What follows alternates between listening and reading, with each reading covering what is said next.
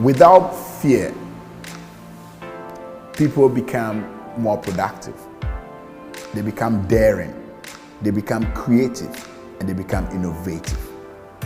But in Africa, we actually have needs that if you solve them, you're able to impact the people within the continent. So that is the actual reason why I ventured into entrepreneurship. More people need to understand that whatever we do has an impact on everyone else. And we all make up the environment. It's not just plants or animals. We are all part of the ecosystems. Once there is no fear, they will naturally, organically evolve a solution that actually works, not quick fixes. Because education is bigger than what we think it is. It starts from home. It starts with your environment. So when we're talking of environmentally friendly, you are part of the environment. So we need to start looking at all our actions or inactions, how it affects ourselves, our families, and the communities. You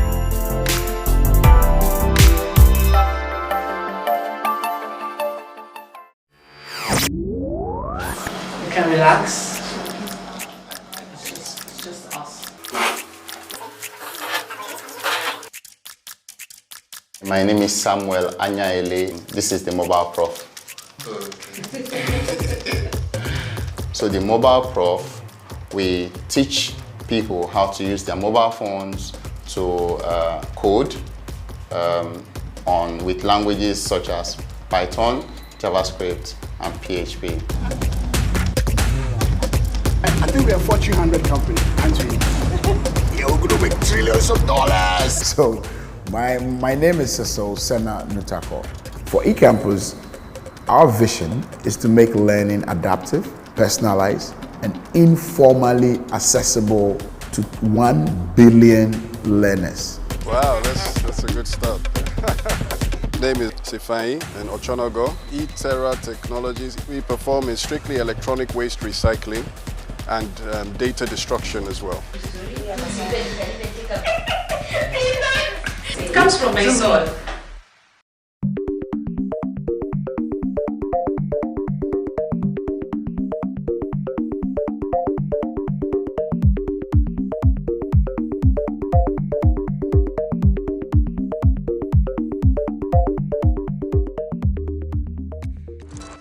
Redundant Directory is an application that is available on Android and enables informal sector to be seen on the internet space. It's an application that delivers all skilled workers, both informal and formal sector, onto the internet space. So they're able to be seen on the internet. Data is bigger than oil.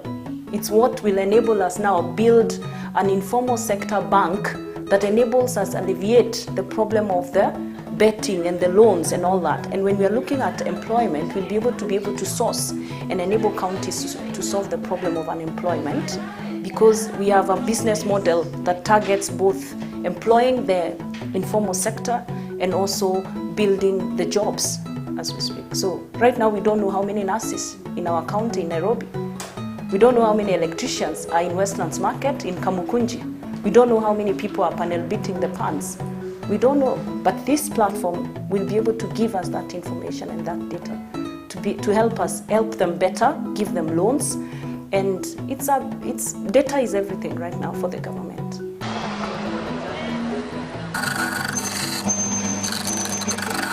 I've been Radiant Directory from around 2015.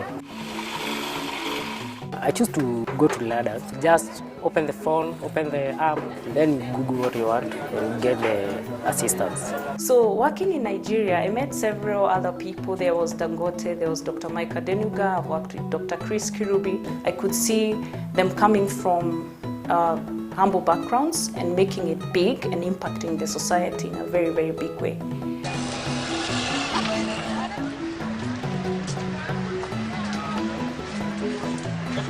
I'm trying to use technology, and I'm not telling them to self-register or download an app. They have no time, they don't have the kind of phone, and they don't have the money for data. So I'm going to them. I've devised a way from what I learned from my time in Safaricom and M-Pesa to be able to use that know-how to go out to the villages and form a network of agents that bring the informal sector to the internet space.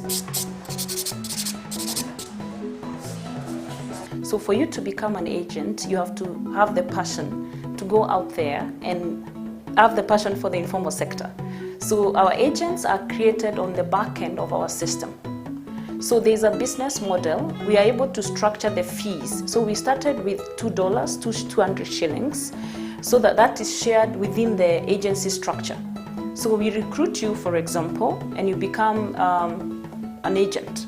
So you are an agency, and you are able to add 50 school Form 4 leavers under you, up to 100 if you like. So that creates instant employment, and it's Africans to change Africa. It's us Kenyans to do something. So I'm just doing something. I work for Redant as an agent. My work basically involves going to the street, looking for new service providers. We register them so that they can acquire more customers through our online platform, that is Redant Directory. So far I've been able to register 7 people.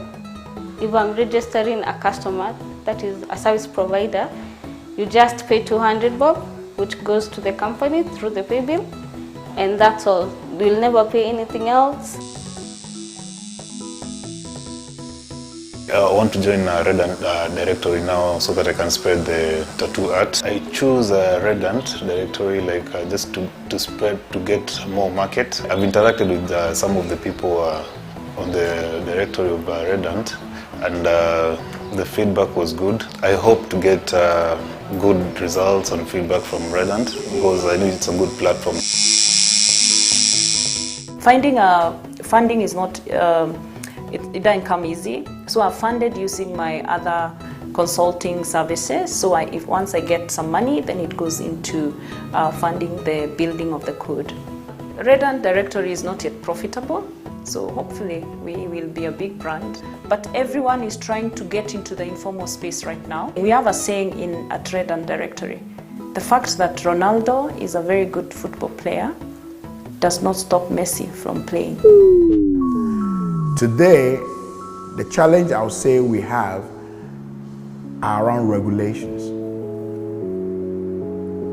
Archaic regulations that need reform, because I still don't understand why as a people, as a country, and even as a continent to a certain degree, we do not allow high school kids to use smart devices in school.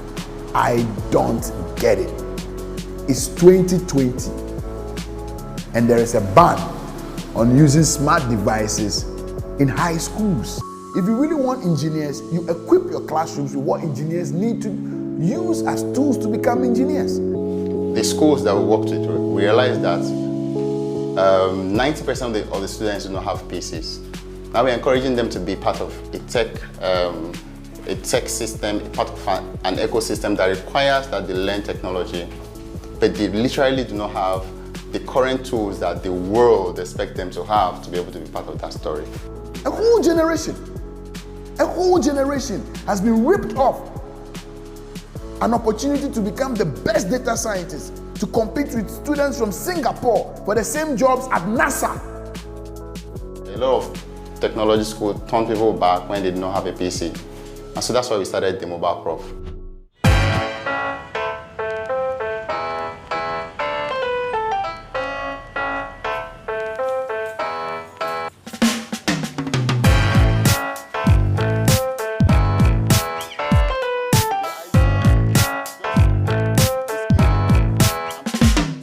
There are real problems in Africa. There are also real opportunities in Africa.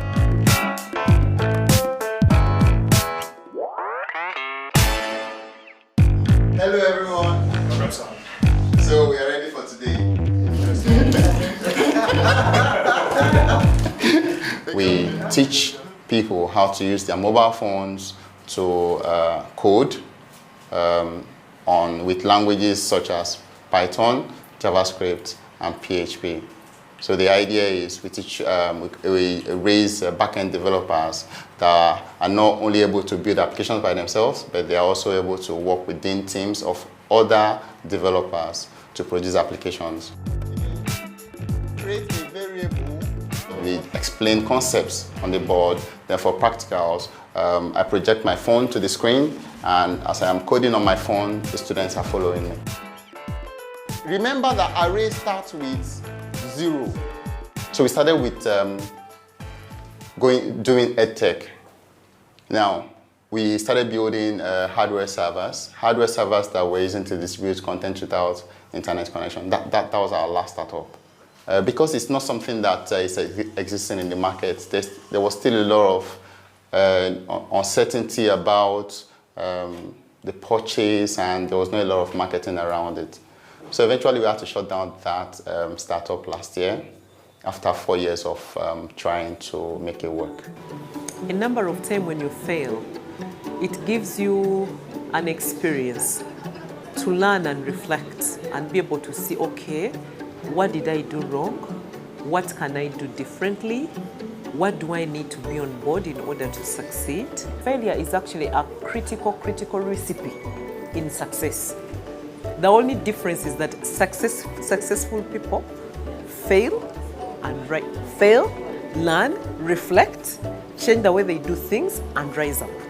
People who are not successful, once they fail, they disappear, and they can end up not coming back. That gave birth to this new startup, because the students that we're dealing with, most of them didn't have laptops. Over 90% didn't have laptops, but they had mobile devices and they were excited about technology. I never thought coding would be that easy, on the mobile phone compared to the system. So I must say it's very nice.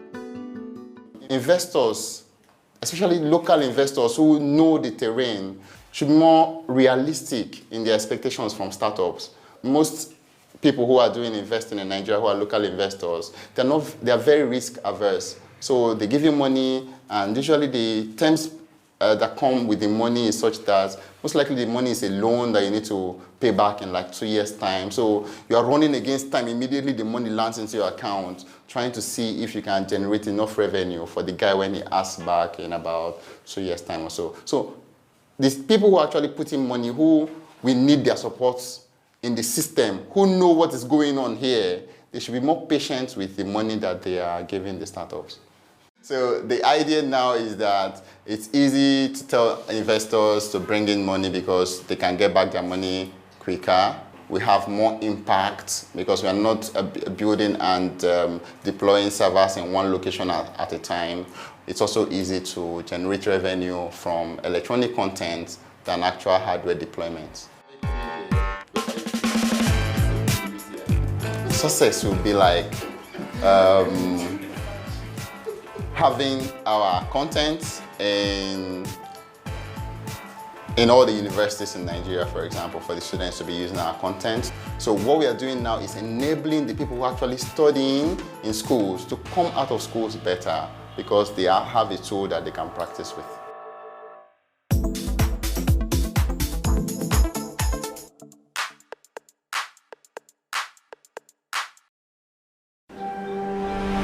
Hello, welcome to Straight Talk Africa, live from the Voice of America headquarters here in Washington. I am Shaka Sali. Straight Talk Africa, we call it like it is.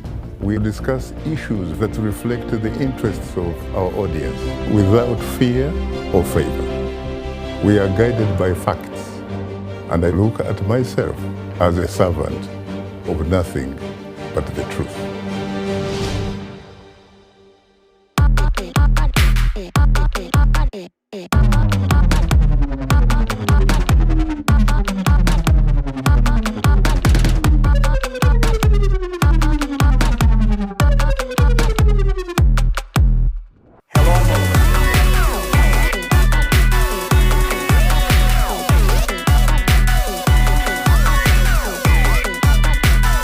From around the world, let's go.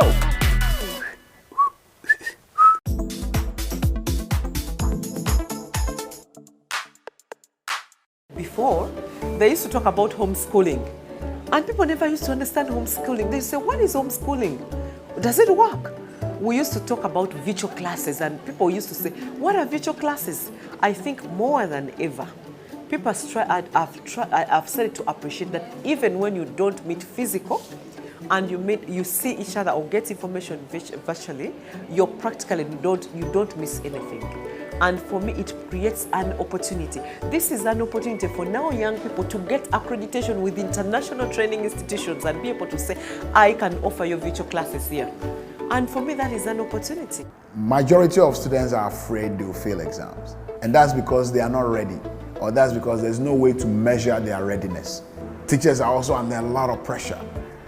But they don't even know how weak or strong each student is and at what topic or which subject. So how are they going to help the child pass? Then parents are also worried that their kids are going to drop out of school. Employers are disturbed because they feel academia is not training the right kind of skills they need for the jobs they have. And then there is government who has a problem of unemployment, higher demand for education, but low infrastructure and quality. So these are problems that makes fear becomes a norm around education. In Ghana, you have about 3 options, whether you do the British system, or you choose the American system, or you choose the Ghana Education Service system. Mostly, if you have the money, you quickly choose the British or American system because you trust that system. But your own Ghanaian system is not trusted. There's so much fear there. There's uncertainty. So the problem we're solving is to take away that uncertainty from the educational system in this country and across West Africa.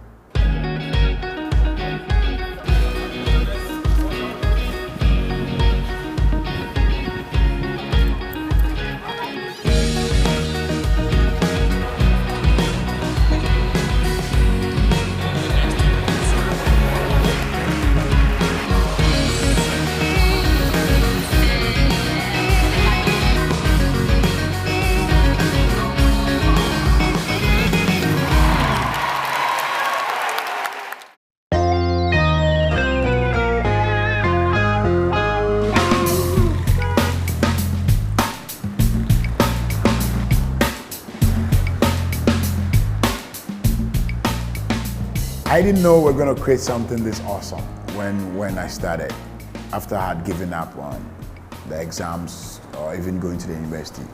I never saw myself as dumb. I always believed I was smart enough to pass those exams. But maybe something is just not right about the entire system. Maybe it wasn't designed for people like me. But how do I prove that? So I said, okay, if I could take the past questions, right, that we all normally use to prepare for these exams, and I automate the process using Microsoft Access, where I can see the questions, answer immediately, and then submit and see where I got it wrong, where I got it right, which topics I'm struggling in. Maybe that could help me better compared to using the books and then those days the former cupboard to prepare. My mom wanted me to be a doctor. I think my dad was more concerned about me doing business in school and all of that.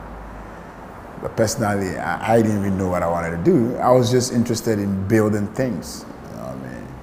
I get fascinated when I see family names on vehicles and I see family names on petrol filling stations. I used to ask myself, why is Nutakono on anything, you know? So that desire to do something that will carry my name was in there, but I didn't know where to start from. By the time I was done with high school to enter university, I kept failing that exam. I think I failed 3 times and couldn't make it to the universities. But that time I felt maybe the system wasn't designed for me, you know. So I said, let me try something else. And I shifted to computers. And I kind of had fun playing around computers, learning how to program, how to network, how to do designs, how to use spreadsheets and all of that. And that really gave me purpose. And today that has become the background of most of the things I do. So on eCampus, we prioritize our search. So you can come to eCampus and then search for any topic you want to learn from. And then you can follow through and then watch videos if you want. You could practice. Meanwhile, we have our test part where you could take a test doing because it's actually timed and it tells you different topics on how you're actually doing. The technology we have requires that you use smart devices. For the broader picture, because much of Ghana has internet challenges and all that, for the broader picture, what we're doing is to work with the computer labs in these various schools. So they have these computer labs that maybe at every point in time, a class can have a session there. So for that period, maybe an hour or 2 hours, they can use those computers. So we're trying to see how we can get eCampus onto those computers, and at least whilst the smart devices are banned, when they get a chance to go to the computer lab, at least if it's just 30 minutes or 20 minutes interacting with our technology, we can still get the data to tell where they are weak or where they are strong. Then the next step would be to work with the hardware manufacturers to see how we can recycle smartphones, laptops, and refurbish them, because these kids don't need any sophisticated, they don't need these cameras, they don't need any super functioning thing. So we can work with all this e-waste agenda or e-waste policies and kind of refurbish used and old devices into usable tablets for kids.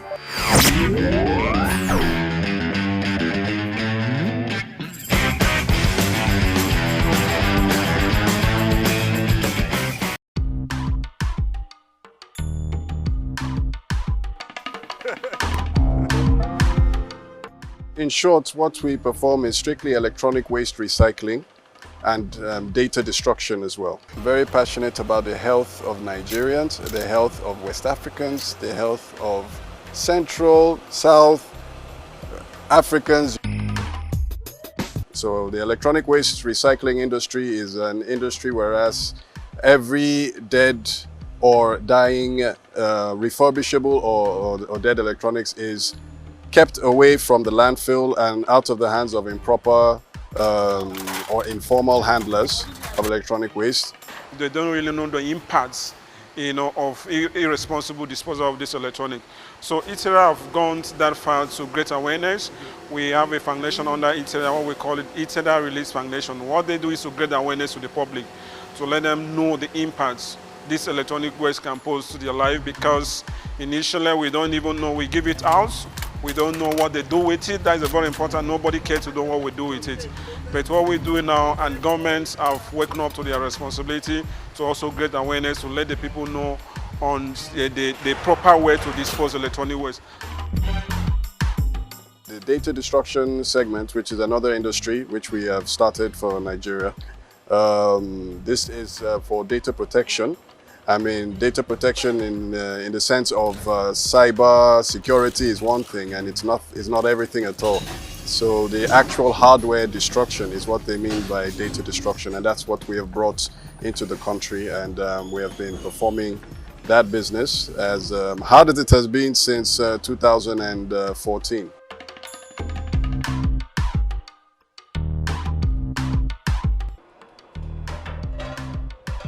The first machine that we acquired was off-site data destruction machine. That was a 10mm shredder. You see, the fragments that you shred the hard drive to determines the difficulty with which a hacker or a thief can actually acquire your information. So it's the cathode ray tube treatment machine that we acquired. I had to lobby for a long time to acquire this because it actually does not generate too much revenue.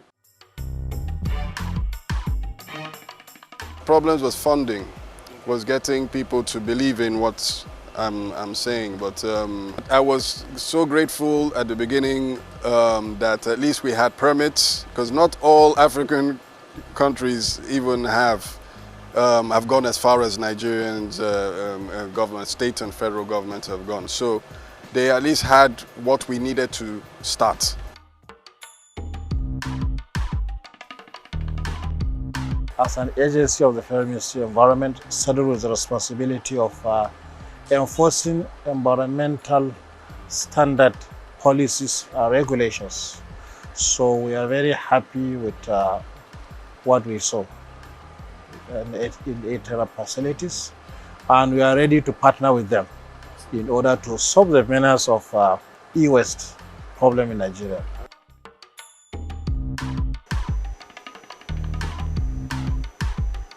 Last year we were 30. But this year we have had to transform the company a little bit.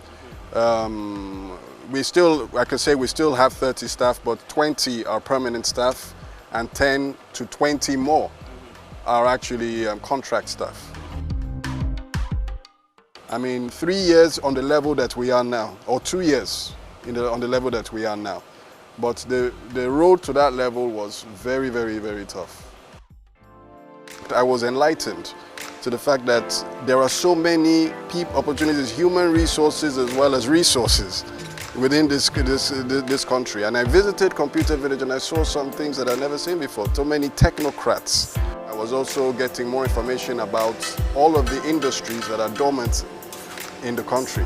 All of the things that the country, I mean our people, we always cry about, we go abroad, we say, oh, we don't have this, that and the other, but we've got to do something. If we don't have it, we've got to do something. You know, that's why I believe I came back to the continent. Otherwise, I would have stayed in England. I don't see how eCampus has changed much of who I am. I think it's actually brought out who I really am. Right? I'm not a boring guy. I like to have fun. I celebrate everything. I celebrate little success. And that's what keeps me going. I think what maybe eCampus has taken away from me will be spending time with family. I mean, spending time with family, because I may be home, but I'm not home. So I may be there all right, but then I'm busy trying to run the organization, whether it's office hours or out of office hours. It's become a part of my entire life. But I think my family understands that. I make it a part of who we are. I get to involve them in some of the activities, so they can pardon me for a while. But aside that, I'm still me. And I think, yeah, I love my job. Thank you for having us. I hope this goes far.